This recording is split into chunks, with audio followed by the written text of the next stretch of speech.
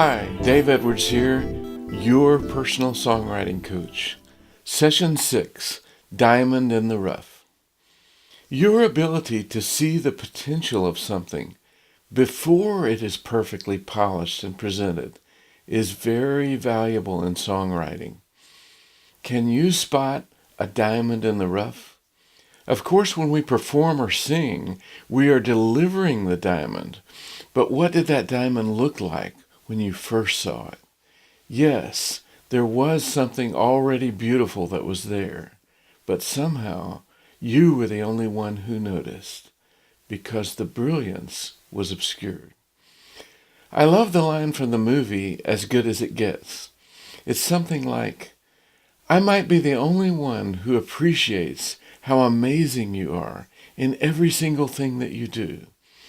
I think most people miss that they just met the greatest woman alive, and the fact that I get it makes me feel good about me. Wow, now that's a compliment. And it's true that it's very satisfying to be the one who notices what is good. Over the years, many of the people I've worked with as a songwriting coach began their musical journey as singers who realized that they needed their own material to grow as artists. One challenge is to turn off that desire to sound good singing while you're writing. To sound good, you usually have to know where the music's going, and when you're creating, you don't. You're hearing that song for the first time in your head and singing it for the first time. So don't think about trying to sound good. Just sing. It's perfectly normal to sound like you're searching for that next note, because you are. One of the diamonds in the rough is how your voice sounds, how that song sounds the first time you sing it. I like to bring this idea home by saying, I want you to be able to spot a great tune even if someone was singing it badly. Imagine yourself listening to a young child. Wouldn't you give them a break, even if they're a little bit off? If they're really into it, can't you still share the passion? The best parents know to wait for their kids to do something good and praise that. Otherwise, you're just, no, no, no.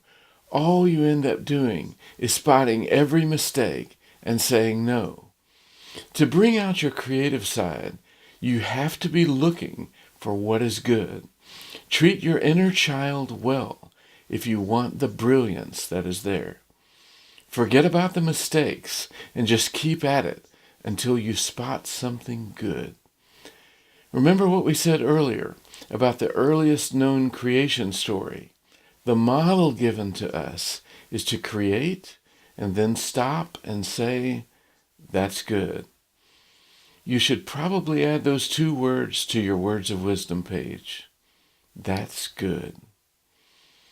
Unless we acknowledge our creative ideas by saying, that's good, the right side of our brain may just decide to stop the flow of creative thought because we aren't noticing anyway.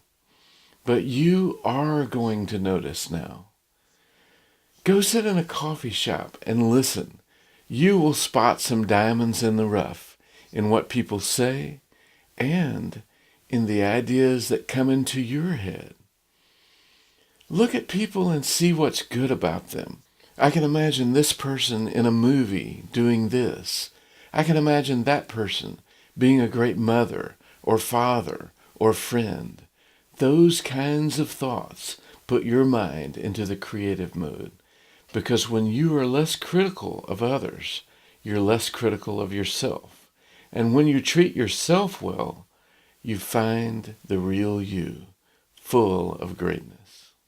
I'll tell you the greatest compliment I ever got as a songwriting coach. Someone said, you are helping me grow as a person. When you grow, you are becoming the real you. And the real you has lots of ideas. If I can get you in the right state of mind, your creativity will blossom and songs will just fall out of you. I'm not worried about the technical aspects of music theory. They are primarily for players. Most of music education is targeted at helping people sing and play musical instruments. Very little is taught about how to create music. It has nothing to do with notes on a score. Music creators don't need notes on a score. That's just to tell players how to play what you heard in your head. Even courses on music composition seem to miss the mark because they end up being a study of great composers. If we put master composers on a pedestal higher than us, we often end up being convinced that we should just be satisfied to be players. We study and name every nuance of a well-noted piece of music and basically deconstruct it. We're not here to deconstruct. We're here to construct, to create. We don't want to miss out on all the great new music that needs to be created, played, and heard today. Every style, every genre, every song is right when it connects emotionally and reaches someone. I don't want to miss the music in you. Music comes from your feelings.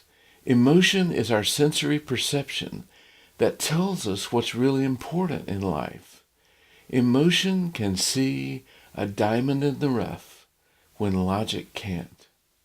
Like when you feel like you want to help somebody, or when you feel grateful that someone helped you. There is new music all around us, and every music creator is just someone in touch with their feelings, someone who notices the diamond in the rough. Clearly, the first step is to pick it up. Thanks for hanging with me.